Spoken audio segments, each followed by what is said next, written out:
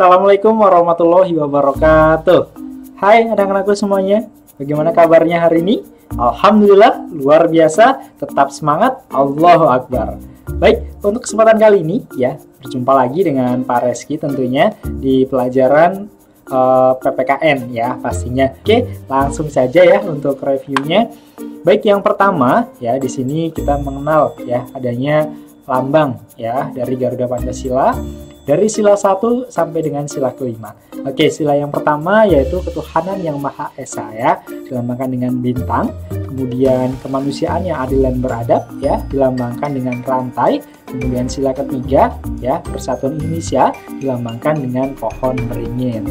Terus selanjutnya adalah kerakyatan yang dipimpin oleh hikmat kebijaksanaan dalam permusyawaratan perwakilan. Ini merupakan lambang dari sila keempat ya, dengan lambang kepala banteng. Kemudian yang terakhir adalah padi dan kapas. Di sini melambangkan sila kelima yaitu keadilan sosial bagi seluruh rakyat Indonesia. Oke, itu tadi ya untuk lambangnya. Kemudian arti lambang Pancasila di sini. Nah, pada pertemuan sebelumnya Persis juga sudah pernah sampaikan ini ya. Oke, kita mulai dari 17 ya. 17 ini merupakan filosofis dari jumlah bulu sayap ya, baik kanan maupun kiri, masing-masing berjumlah 17. Kemudian 08 ya, di sini jumlah dari bulu ekor dari Garuda Pancasila. Kemudian 19 ini jumlah dari bulu pangkal ekornya. Kemudian 45 merupakan jumlah dari bulu leher ya yang berada di Garuda Pancasila. Dan filosofis ini membentuk ya dari tanggal, bulan, tahun ya kemerdekaan Republik Indonesia, yakni tanggal 17 bulan Agustus tahun 1945 seperti itu. Oke, lanjut. Nah, selanjutnya adalah Bhinneka Tunggal Ika ya. Nah, jadi burung Garuda ini ya, di sini dia mencengkram ya suatu tulisan, di situ tuliskan Bhinneka Tunggal Ika. Ayo, masih ingat nggak kira-kira Bhinneka Tunggal Ika itu apa artinya? Oke, artinya adalah berbeda-beda tetapi tetap satu jua ya. Yang berbeda-beda di sini baik itu suku, agama, ras, dan antar golongan. Walaupun semuanya berbeda ya, beragam, tapi Indonesia tetap satu kesatuan dalam bingkai Bhinneka Tunggal Ika. Itu dia ya. Oke, selanjutnya adalah Sultan Hamid II. Ya, di sini adalah perancang ya atau yang mendesain dari Garuda Pancasila kita atau lambang negara kita ya, yang sekarang dijadikan dasar negara seperti itu.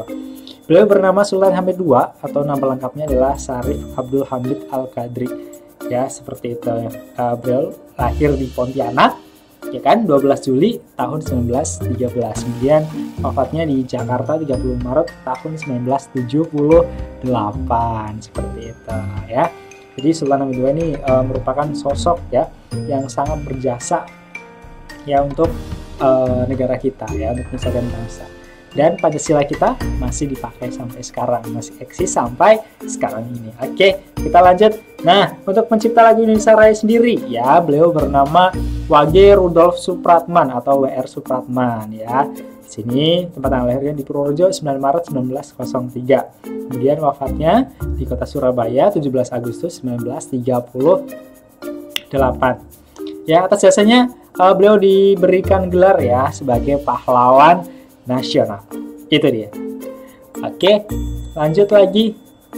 Kemudian keberagaman ya. Dari sini agama nih, Indonesia ya secara legal ya mengakui 6 agama ya yang diakui secara hukum nasional. Yang pertama adalah Islam ya, kemudian Kristen Protestan, Kristen Katolik, kemudian Hindu, Buddha, dan Konghucu ya, seperti itu. Kemudian keberagaman suku sangat banyak, sangat beraneka ragam ya. Kalian bisa di sini bisa dibaca di slide-nya, dari suku Jawa, kemudian Sunda, Batak, Madura, Betawi, Minangkabau, kemudian Bugis, Dayak, Bali, dan masih banyak yang lainnya ya.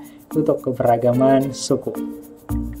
Kemudian lagu daerah ya, di sini tentu dong daerah satu dengan daerah yang lainnya mempunyai lagu daerahnya masing-masing ya kan. Nah, kebayang ya dari Sabang sampai Merauke ya, sangat luas sekali ya untuk Indonesia seperti itu.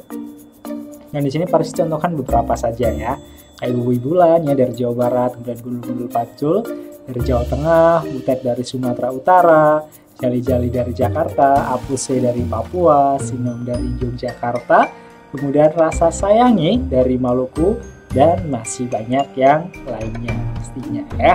Oke, lanjut lagi, tarian daerah. Nah, ini masih dari bidang seni ya. Tentu setiap daerah punya ciri khasnya masing-masing ya. Seperti tari Saman ya dari Aceh, tari Sarimpi dari Jawa Tengah, kemudian tari Merak dari Jawa Barat, tari Reog dari Jawa Timur, kemudian tari Kecak dari Bali ya, itu dia. Kemudian masuk ke materi penerapan nilai-nilai Pancasila ya, atau pengalaman atau pengamalan ya dari nilai-nilai Pancasila dalam kehidupan sehari-hari ya, dari sila 1 sampai dengan sila kelima. Apa saja? Yuk kita bahas lagi. Oke, sebelumnya Parsi berikan dulu ya untuk pengantarnya. Sila dalam bahasa Sanskerta ya, yaitu panca yang berarti 5 ya. Kemudian sila yang berarti asas atau dasar ya. Jadi 5 asas atau 5 dasar ya, yang menjadi dasar negara kita, yang menjadi pedoman hidup warga negara Indonesia. Nah, di sini penerapan nilai-nilai Pancasila dalam kehidupan sehari-hari merupakan salah satu ya kewajiban sebagai warga negara Indonesia, seperti itu ya.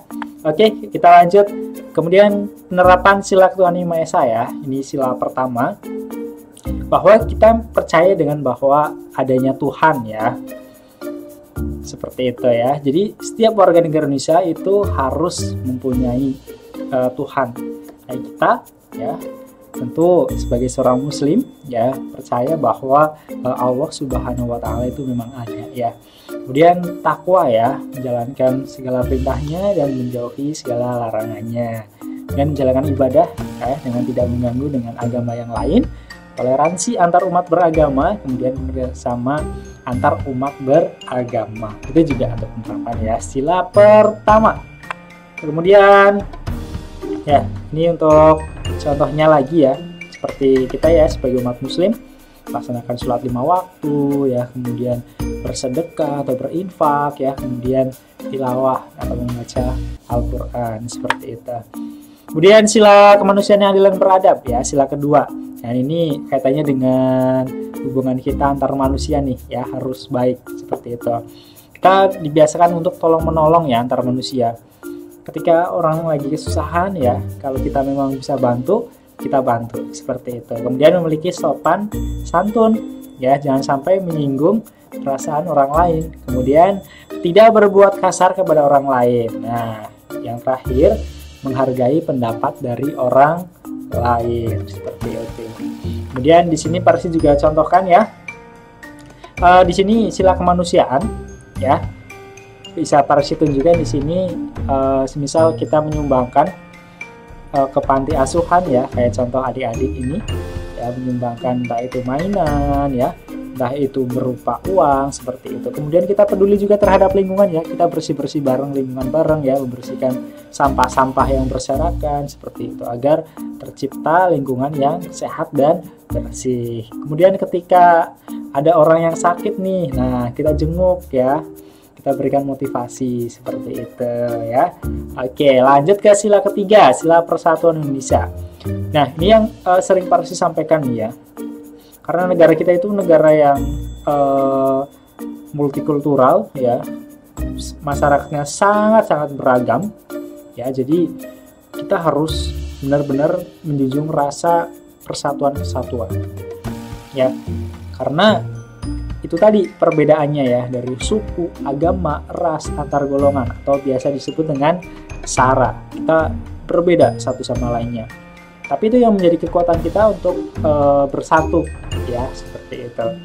Oke, di sini bisa Parsi contohkan ya, sila Persatuan Indonesia. Di sini mengikuti upacara bendera. Nah, di sini kita setiap hari Senin ya kita melaksanakan upacara bendera nih ya, seperti itu. Kemudian bermain dengan rukun ya, baik itu dengan teman ya, dengan adik, dengan kakak dan sebagainya. Kemudian melestarikan budaya daerah, kemudian memiliki sifat bangga ketika menggunakan bahasa persatuan bahasa Indonesia, seperti itu. Bahasa merupakan alat pemersatu bangsa juga lah ya. Oke. Nah, di sini harus dicontohkan juga ya, ketika kita melaksanakan misal piket atau membersihkan kelas secara bersama-sama atau kegiatan Jumat bersih ya. Nah, kita bekerja sama satu sama lain. Ini menunjukkan sila persatuan nih ya, antar sesama teman, seperti itu. Kemudian di lingkungan masyarakat ya, sila persatuan ditunjukkan dengan semisal kerja bakti ya, membersihkan selokan, membersihkan parit, seperti itu. Kemudian di sini juga sila persatuan ditunjukkan dengan contohnya membangun salah satu fasilitas atau rumah ya, mungkin dari saudara-saudara kita ya yang membutuhkan bantuan, seperti itu. Oke, selanjutnya adalah penerapan sila keempat, yakni sila kerakyatan yang dipimpin oleh hikmat kebijaksanaan dalam permusyawaratan perwakilan. Nah, di sini tentu ketika kita bermusyawarah ya, berdiskusi ya, kita mengambil suatu keputusan itu harus dengan mufakat atau musyawarah mufakat, seperti itu. Kemudian saling menghargai pendapat satu sama lain ya, jadi tidak memaksakan kehendak sendiri atau tidak memaksakan pendapat sendiri kepada orang lain ya, itu tidak baik. Kemudian berdiskusi kelompok, nah ini perlu nih adanya diskusi ya. Kemudian menyampaikan pendapat dengan santun ya, itu tadi tidak memaksakan ya, tetap menggunakan bahasa yang sopan, yang santun ya. Kemudian tidak menyakiti orang lain, itu kuncinya ya. Oke, selanjutnya adalah contohnya ya, di sini ketika pemilihan ketua kelas misal ya, dipilih ya, nanti siapa yang menjadi ketua kelasnya, seperti itu ya. Kemudian di dalam asas pemilu ya, pemilihan umum, baik itu presiden ya, kemudian kepala daerah itu ada gubernur ya, wali kota atau bupati ya, itu dipilih langsung oleh rakyat ya, asas perwakilan di sini atau demokrasi ya. Jadi yang memilih adalah rakyat secara langsung, seperti itu. Oke, selanjutnya adalah penerapan sila keadilan sosial bagi seluruh rakyat Indonesia atau sila kelima. Di sini berperilaku adil kepada sesama manusia ya, tidak berat sebelah, seperti itu. Jadi sama rata ya, sama rasa, seperti itu. Kemudian menghargai karya orang lain ya, kita berikan aplaus, kita berikan pujian, seperti itu. Kemudian bekerja keras ya, dan ini tidak malas-malasan ya. Kemudian tidak berperilaku boros. Nah, jadi tidak konsumtif nih. Kalau ada misal sesuatu yang baru langsung beli ya, itu konsumtif. Dan belanja secara berlebihan. Tapi lebih baik adalah ditabung ya, seperti itu. Ini yang sesuai dengan sila kelima. Kemudian Parsi bisa sampaikan di sini. Nah, ini tadi yang perilaku konsumtif ya, yang suka belanja berlebih ini dikurang-kurangin ya. Kemudian kita harus bekerja keras nih ya. Bekerja keras itu ya, kita seorang pelajar berarti bekerja kerasnya adalah belajar yang tekun, yang giat, kemudian semangat ya, itu dia kuncinya. Kemudian kita berikan tadi ya ujian kepada hasil karya orang lain. Kemudian ketika di mata hukum nih, bahwa semuanya ya memang sama ya, harus adil, baik itu orang kaya, orang yang kurang mampu, ketika dia melakukan suatu kesalahan ya memang harus diadili seadil-adilnya ya, jadi tidak memandang suatu apapun, seperti itu ya. Oke, kemudian misalnya ada pertanyaan nih, Pak, mengapa nilai-nilai Pancasila itu harus diamalkan dalam kehidupan sehari-hari? Ada yang tahu nggak kira-kira kenapa? Kenapa harus diamalkan nih? Nggak cuman dibaca, nggak cuman dihafalkan, nggak cuman dipahami, tapi yang paling utama adalah harus diamalkan. Nah, ini kenapa nih? Ya, ada yang tahu jawabannya? Oke, kita bahas bareng-bareng. Nah, jawabannya adalah karena Pancasila ya, dia merupakan dasar negara kita. Ya, selain sebagai dasar negara, Pancasila juga sebagai pandangan hidup bangsa. Nah, selain sebagai pandangan hidup bangsa, juga Pancasila dijadikan sebagai pedoman ya bagi masyarakat ataupun pemerintah dalam menyelenggarakan kehidupan berbangsa dan bernegara. Nah, oleh karena itu, di dalam kehidupan sehari-hari, ketika kita bertindak, ya, berperilaku, ya, harus mencerminkan nilai-nilai luhur Pancasila. Itu dia jawabannya, ya, seperti itu. Oke, baik, ya, itu saja ya untuk review materi kita untuk pertemuan hari ini, ya. Baik, itu saja ya dari Pak Reski, kurang lebihnya mohon maaf. Terima kasih. Wassalamualaikum warahmatullahi wabarakatuh.